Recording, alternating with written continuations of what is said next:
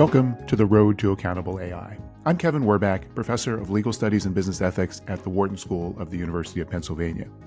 For decades, I've studied emerging technologies from broadband to blockchain. Today, artificial intelligence promises to transform our world. But AI won't reach its potential without accountability, mechanisms to ensure it's deployed in responsible, safe, and trustworthy ways. On this podcast, I speak with the experts leading the charge for accountable AI. Suresh Venkatasubramanian is a professor of computer science and data science at Brown University, who served as assistant director for science and justice at the White House Office of Science and Technology Policy in the Biden administration. Fast Company named him to their AI 20 list of thinkers shaping the world of generative AI. We talk about the effectiveness and limitations of algorithmic fairness techniques, the significance of the Biden administration's blueprint for an AI Bill of Rights, subsequent developments in AI policy in the US and elsewhere, why computer scientists and others need to go beyond merely responsible AI, and whether we can build the necessary institutional trust to successfully address AI's challenges. Suresh, welcome to the Road to Accountable AI. Thanks for having me, Kevin. You've worked for a number of years as a computer scientist, among other things, on issues of algorithmic fairness. So how far along are we in terms of technical capabilities? If a company uses best practices today in terms of debiasing training data and models and outputs, should they be reasonably confident that problems about bias can be addressed? I think most companies today could be reasonably confident that with the right people in place and the right teams, there's a whole suite of tools, ideas, concepts they can rely on to do a pretty good job in putting out products that they can be proud of that are indeed mitigating various forms of bias. I think we're not, I would say, 100% of the way there yet. Where are the biggest gaps? I think the gap as such is really in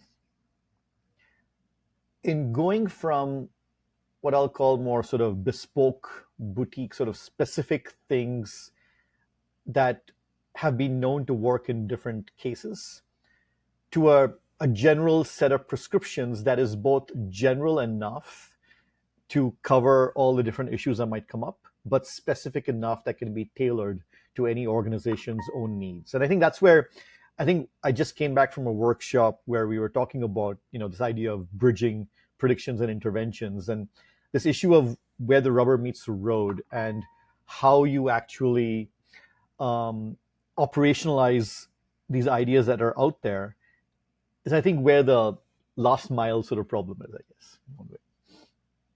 But do you think that we'll get there? Is it a research problem, or is it more about translating what computer scientists are doing to actually be useful for organizations?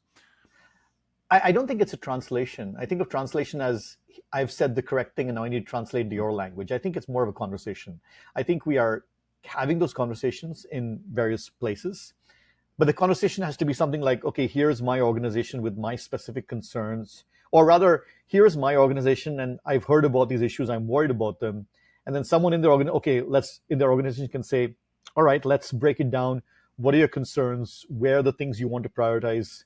Okay, now here's a bunch of tools we can bring in. Let's deploy them in. Let's build a governance structure on them. Let's see what results we're getting. Let's adapt.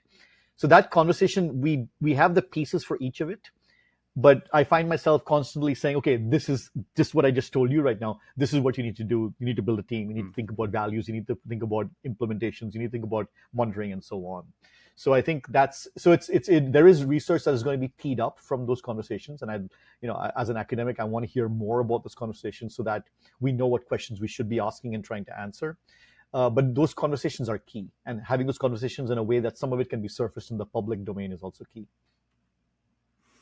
How much has the rise of generative AI changed the way that you would answer those questions? At one level, it has not at all. Another level, it has confused everything. And I think it has confused everything at, say, the C-suite level, where suddenly executives are very panicked about generative AI and want to make sure they're ahead of the curve or they're not being left behind.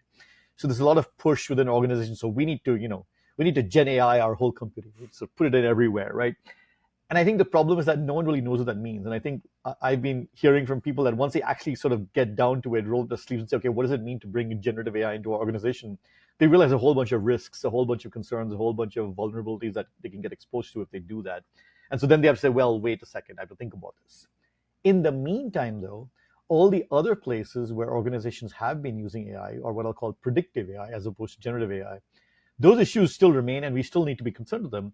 But because all of these get lumped together under the rubric of AI, the confusion and the panic about generative AI is causing unreasonable confusion and panic about predictive AI, where we know a ton more. And I think that's something where I find myself often having to say, there's this kind of AI tools, there's that kind. You're using a lot of that kind, and we can do a lot there.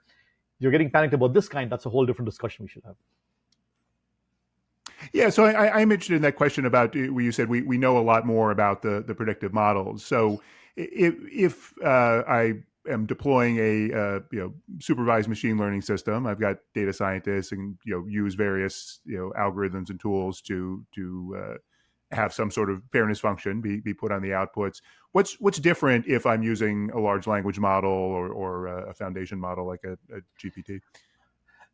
Fundamentally, if you're using a large language model or some other foundation model, unless you've built the model yourself, which is highly unlikely, you're using a model that's come from somewhere else. Either it's an open source model that you brought into your system, or it's an API based access to ChatGPT or GPT-4 or 4.0 or something like that.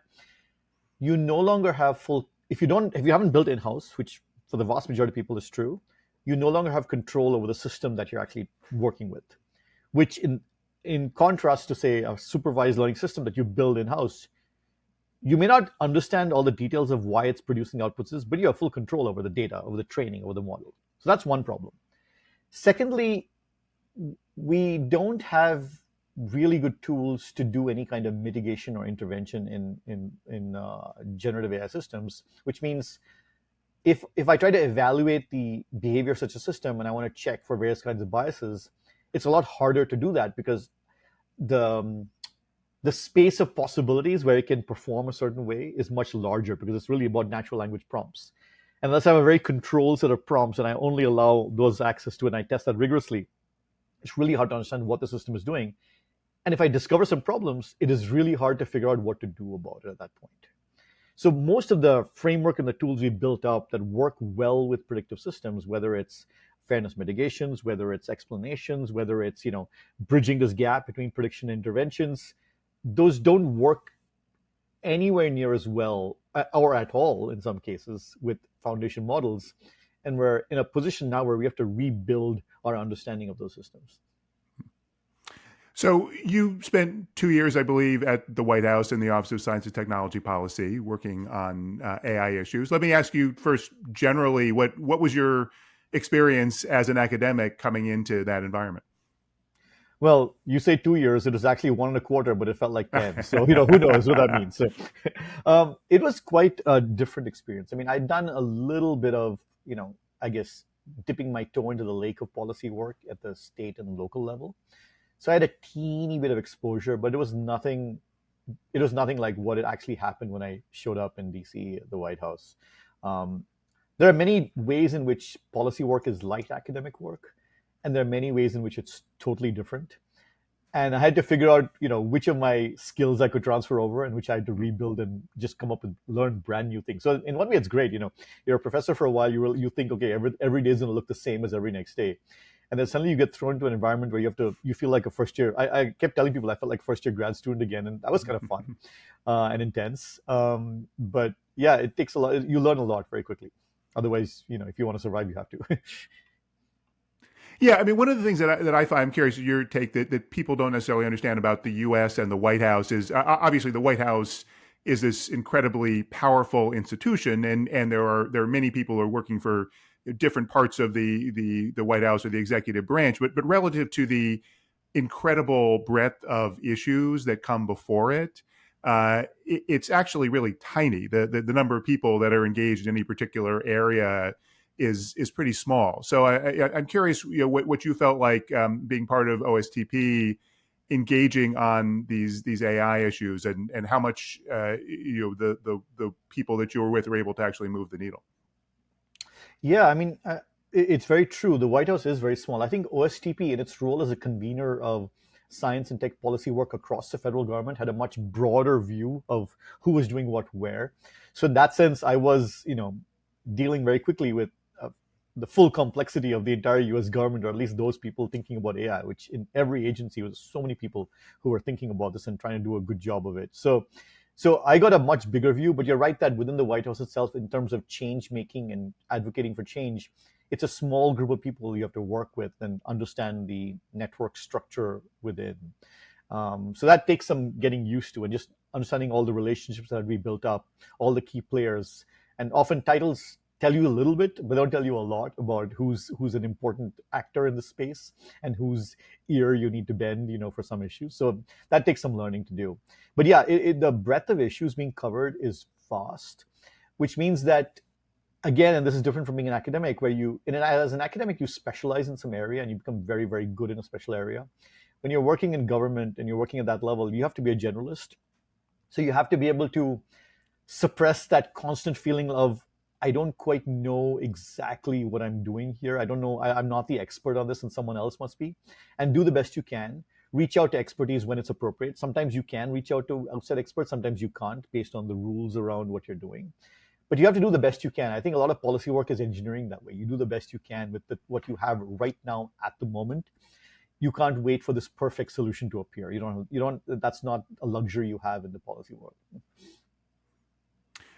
What was the function or vision for the blueprint for an AI Bill of Rights, which was really one of the central things that you were involved with developing there?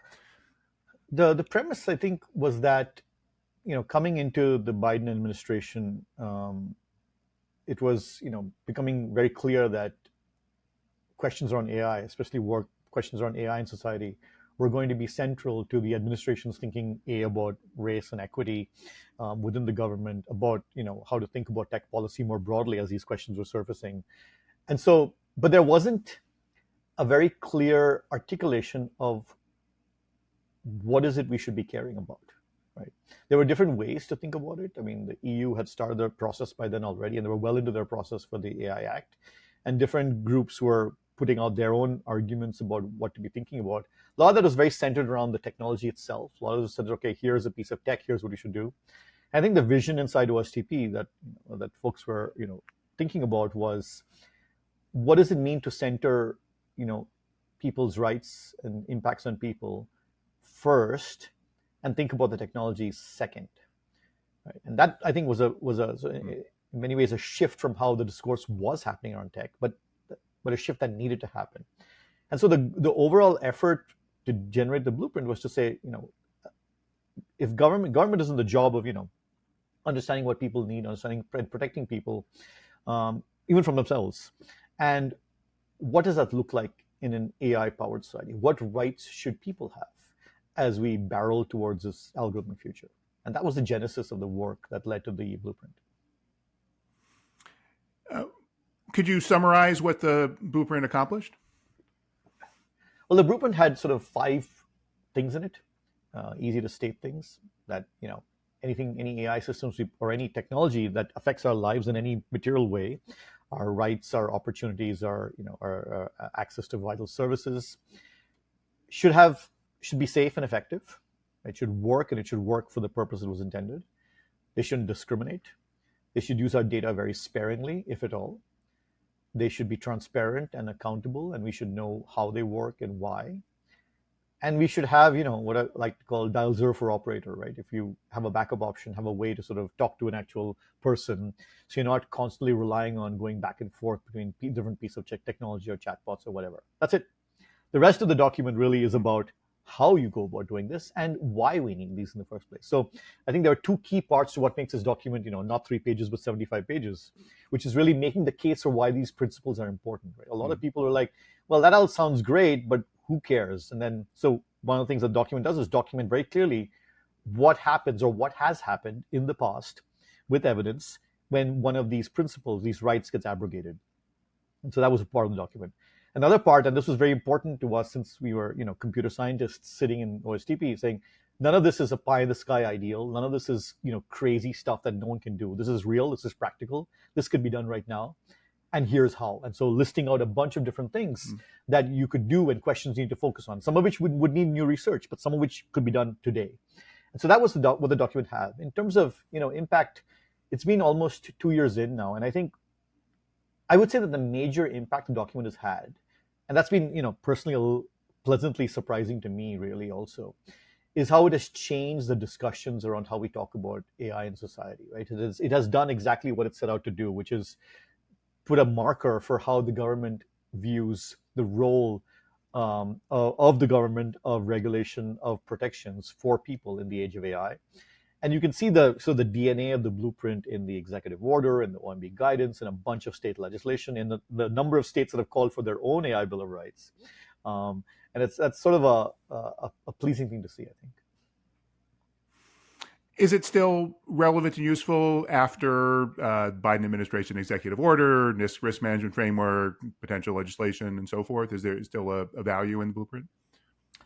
Oh, definitely. Because I think one thing that has become very clear, and that was clear when the document was being written, was that it was a first step, not a last step. Right. So it laid out these principles. And if you notice, when I said technology, I wasn't very specific about AI. It applies to all kinds of systems, which means that in some degree, not in every degree, but in some degrees, it's future proof. It says, when you have new systems that are going to make decisions about our lives, or assistant decisions about our lives, these are the principles you need to have. I don't care if it's generative AI. I don't care if it's predictive. I don't care what it is. And I think to that extent, as new technology is coming out, as new things are coming out, it's very easy to go back to the blueprints. Okay, how should we care about this? It's still there and it's still valuable.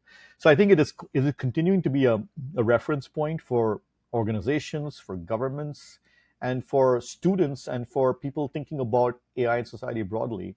And that's very, very powerful. What's your view about the executive order that was subsequently issued by the Biden administration? I think it's quite good. I think it covered a lot of different areas. It was a very long executive order, I believe almost the longest in history. That is what it is, but it also shows that that you needed to have something elaborate, because this area is so complicated and touches so many different parts of government. So I think the administration, and I wish say I had nothing to do with the putting out of the executive order or the drafting of it. So just saying that up front, I think it did a good job in covering all the different areas that people had been concerned about and trying to make progress on them. And we've seen since then, the 90-day deadlines, the 180-day deadlines, all the things that have been happening. We've seen the OMB guidance come out, being quite solid in its own right.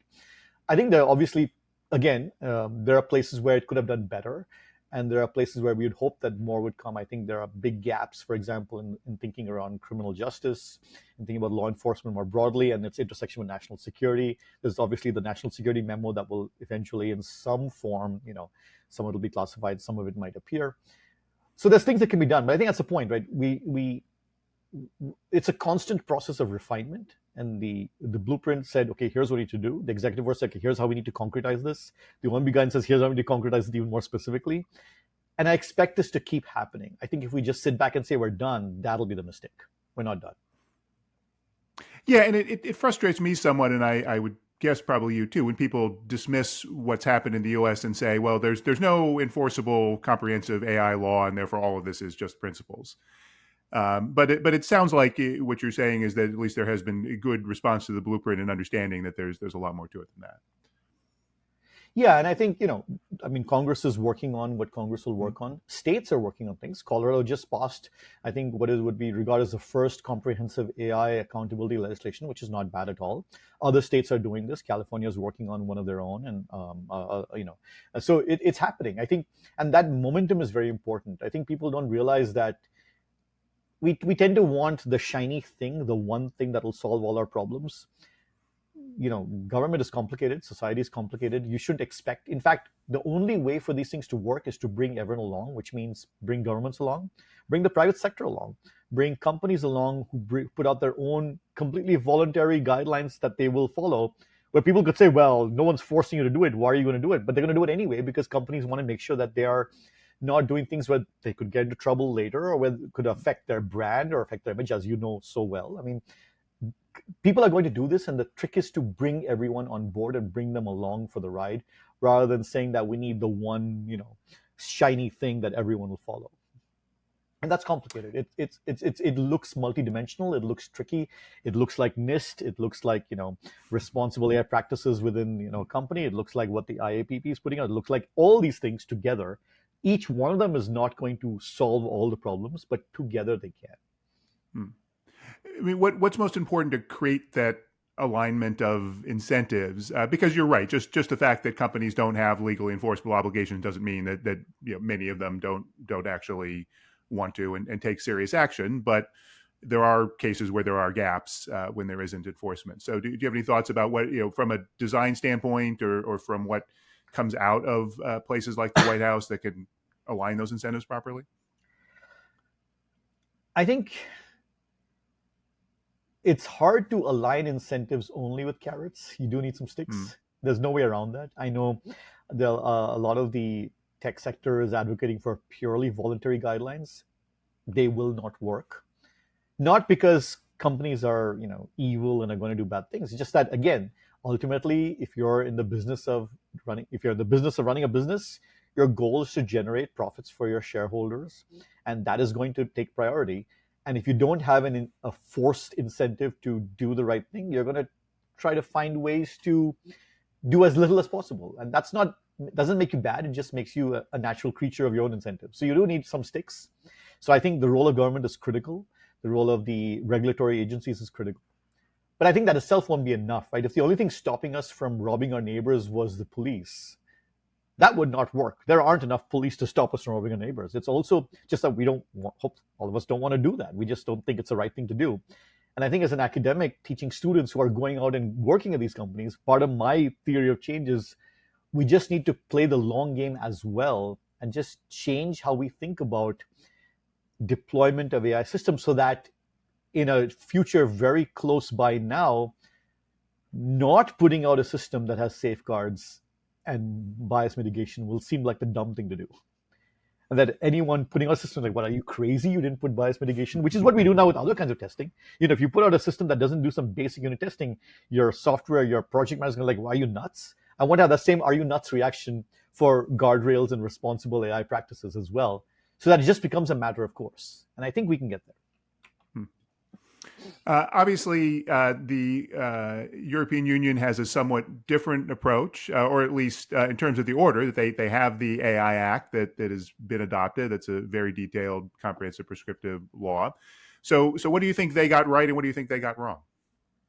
I think there's a lot they got right. I think they were, you've got to give them credit. They were the first ones to pass a law, and everyone outside the U.S. and maybe even within the U.S. is going to sort of adjust what they're doing now based on the AI Act.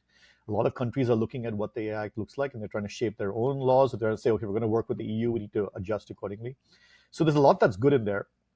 I think they had some struggles with their, scoping, the definition of AI. I think there's a lot more to be seen about how their own government office that they're going to set up to do some of this evaluation auditing plays out. So I think it's early to say how this will work. I think there's some good signs, and we just have to wait and see. What does it take to going forward when there is legislation, get academics and others from the private sector to engage in working through some of those issues? I mean, it's hard, right? Because on the for one thing, you would like academics, for example, to work in government, like for people to work at NIST, at the AI Safety Institute, right? Tech Congress has put out this ad for people to help with AI safety work. And if you're getting like, a salary of I don't know, roughly $3 gajillion to go work in Silicon Valley, it's hard to go work in the government for much less. So that's one problem, I think, at least in the US, the economic incentives for undergrads. I mean, I talked to a lot of students who they would love to go work in AI for society, but the kind of salaries they see just working in Silicon Valley are very high. That's one thing. I think just timing, if you're working as an academic in an institution, if you're pre-tenure, for example, it's very hard to do this kind of work. If you're post-tenure, maybe you can.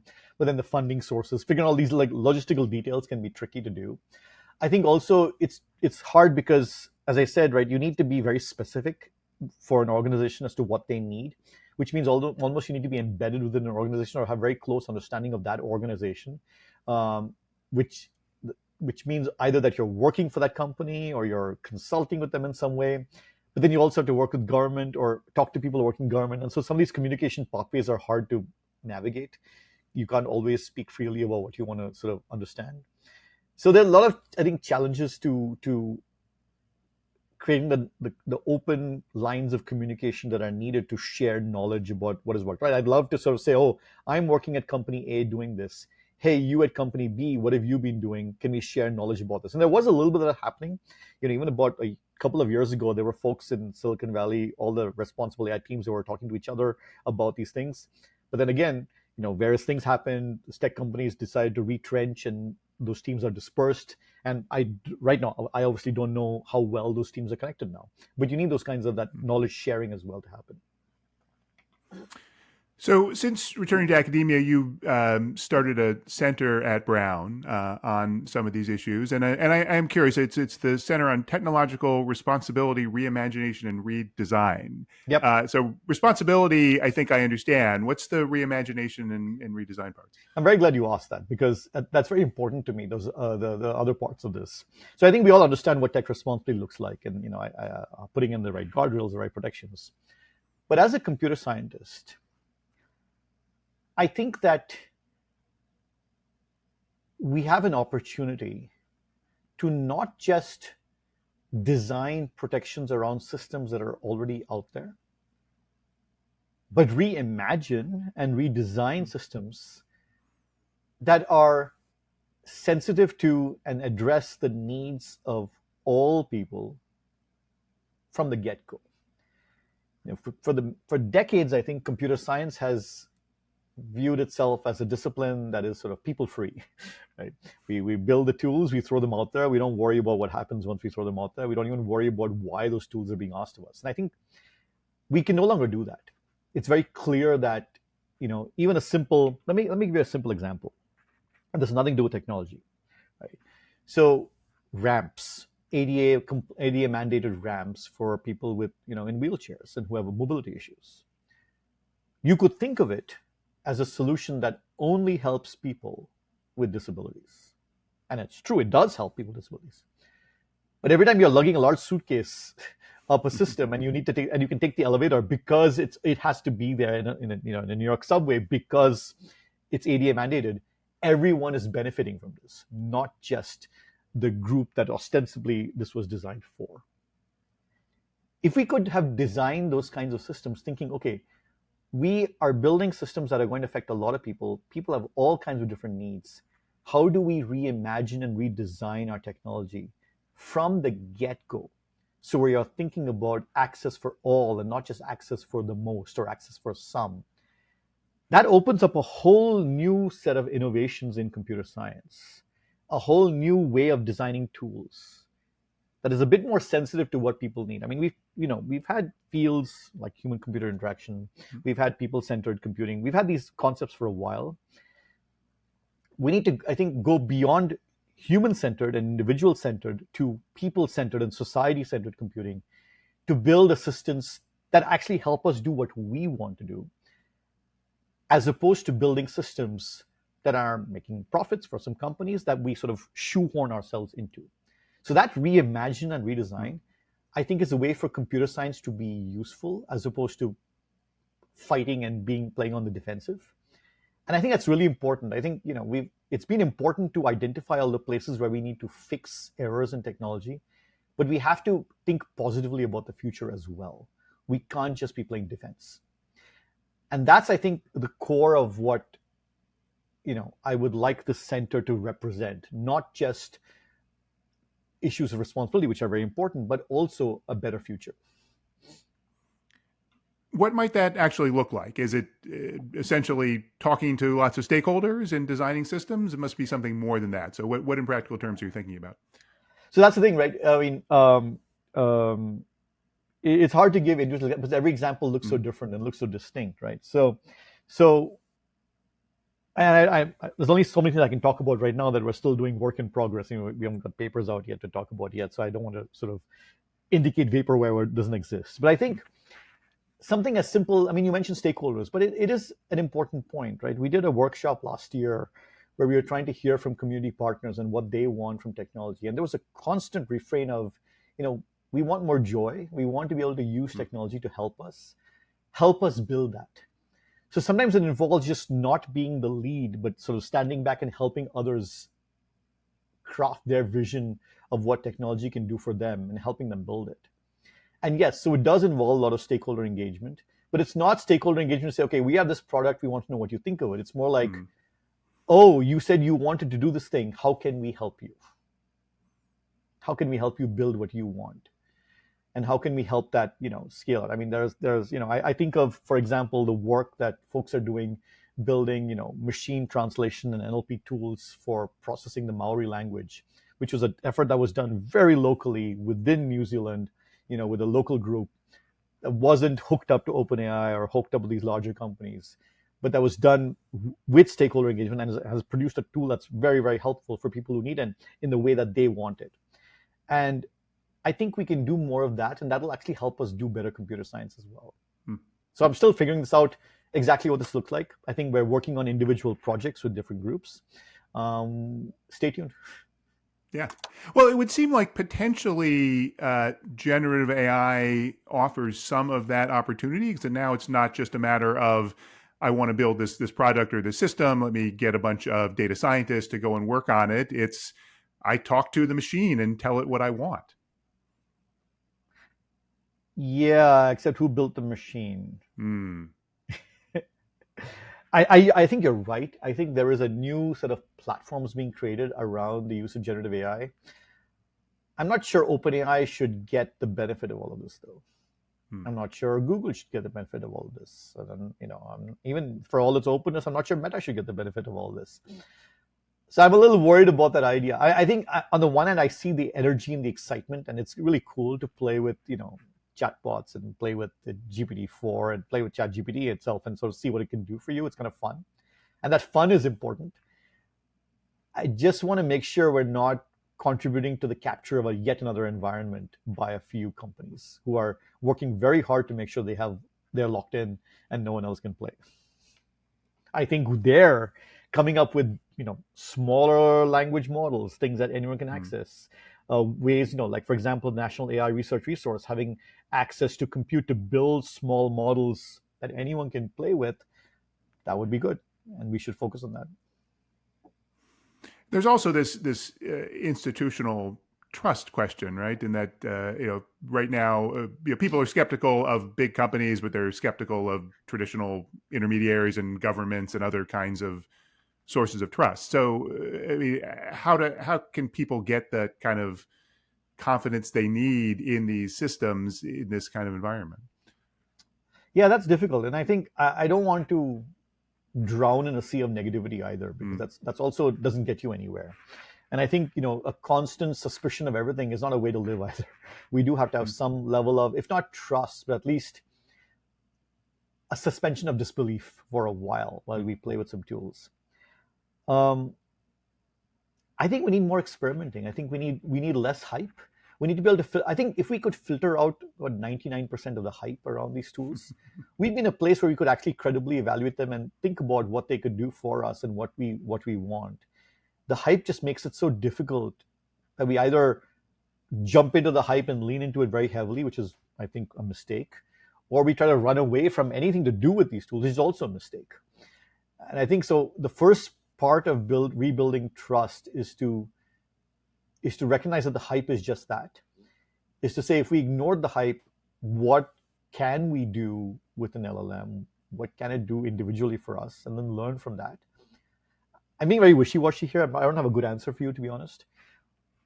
But the first step is to separate the hype from the tools. And that's really important. No, absolutely. And we've got to take the first steps in order to get to the next steps. It's yeah. But I also struggle with the issue of trust, because I find myself reflexively distrusting some of the claims made about LLMs, when perhaps even I shouldn't be doing that. I should at least take them at face value to a degree. But we don't really have good methodologies. We don't have rigorous frameworks. We don't have what I would call strong scientific evidence for so many of the claims made by LLMs, that there's a constant eye roll, like, oh my God, here's another paper making a claim that tomorrow will be disproved. And you just have to kind of ride those waves a little bit. No, absolutely. Incredibly challenging, but also incredibly important. Suresh, thank you so much. It's been a really wonderful conversation. Thank you very much. This has been The Road to Accountable AI. If you like what you're hearing, please give us a good review and check out my Substack for more insights on AI accountability. Thank you for listening.